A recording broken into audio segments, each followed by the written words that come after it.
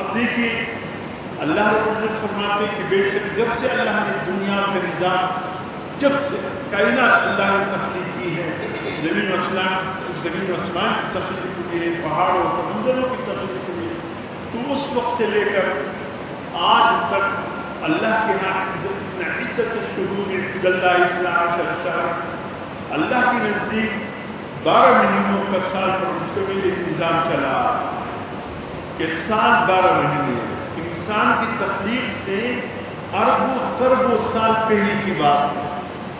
انسان تو اللہ کی تخلیق میں سب سے آخری تخلیق ہے، انسانوں کے بعد پھر اللہ کی اتنی مخلوق پیدا نہیں ہوئی۔ اس سے پہلے اللہ نے بہت سی تخلیقات کی، بہت سے صفات سے مل گئے، بہت سو کی نشانی باقی ہے، لیکن انسان اللہ کی تخلیقات میں سب سے آخری تخلیق ہے۔ اگر ہم انبیاء علیہ السلام کے عمروں کو حساب کریں، یعنی آج سے لے کر حضور صلی اللہ علیہ وسلم تک کتنا وقت ہو گیا؟ 14 سال ہو گیا۔ حضرت عیسیٰ علیہ السلام تک کتنا وقت ہو گیا؟ 570 سال کے قریب ہوا۔ پھر حضرت عیسیٰ علیہ السلام سے حضرت موسیٰ علیہ السلام تک 300 سال ہوا۔ پھر اس کے بعد حضرت موسیٰ علیہ السلام سے حضرت ابراہیم علیہ السلام تک 250 سال کے مشتمل یہ زمانہ ہے۔ تو پھر اس طریقے سے حضرت ابراہیم علیہ السلام سے حضرت نوح علیہ السلام تک وہ وقت بھی تاریخ میں ذکر جا چکا ہے۔ پھر حضرت نوح علیہ السلام سے حضرت آدم علیہ السلام تک جب ہم نے اس کو جمع کر کے آج تک حضرت آدم علیہ السلام کی پیدائش سے لے کر آج تک جتنے سال ہیں 10,300 سال، اس سے زیادہ نہیں ہے انسانوں کی تخلیق کا۔ 10,300 یا 10,400 سال، اس سے زیادہ نہیں ہے۔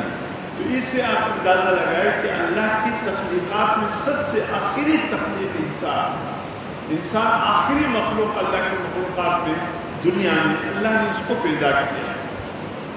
تو اللہ رب العزت فرماتے جب سے اس کائنات کا نظام چلا، جب سے اربوں کروڑوں سالوں کو اللہ نے اس کائنات کے نظام سال پر رکھا ہے، اور سال 12 مہینوں پر مشتمل چلا۔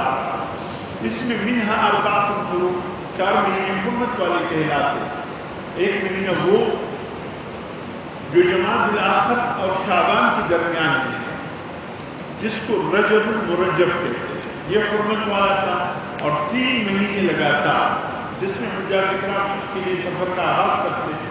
اس وقت تو بحری جہاز یا ہوائی جہاز، ابھی تو ماشاءاللہ فجر کی نماز کوئٹہ میں پڑھو اور زور کی نماز بیت اللہ کے ذکر میں پڑھو، یا فجر کی نماز کوئٹہ میں پڑھو اور ظہر کی نماز مدینہ المنورہ میں جا کر پڑھو۔ اب تو سفر کی یہ حالت ہے، ورنہ تو